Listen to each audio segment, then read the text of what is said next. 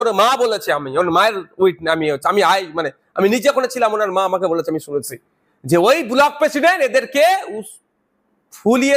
ফুসিয়ে এই কাজটা করিয়েছে। তাহলে ওই ব্লক প্রেসিডেন্টের অসুবিধা হচ্ছিল যে একটা নির্বাচনে গেলে মুসলমান এখনো মরল না, হয়তো কালীঘাটের অসুবিধা হচ্ছিল, একটা নির্বাচন হলো মুসলমানের রক্ত দেখতে পেলাম না, এই নির্বাচনটা তাহলে ঠিক ভুল হচ্ছে, নির্বাচন হয়নি, তাহলে কি করতে হবে?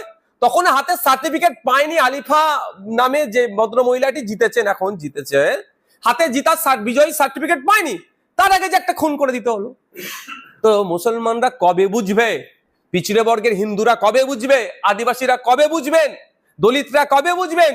আপনাদেরকে টুল হিসেবে, পলিটিক্যাল টুল হিসেবে ব্যবহার করা হয়, শুধু লাগিয়ে দেবে, হিংসায় ছড়িয়ে দেবে, খুন হবে, মারবে, মরবে এরা, আর চেয়ারে বসে থাকবে নেতার ছেলেরা, নেতার মেয়েরা। এটা যতদিন আপনারা বুঝতে পারবেন এইভাবে খুন হবে। ওই যে 8-9 মাস 10 মাস মতো বাকি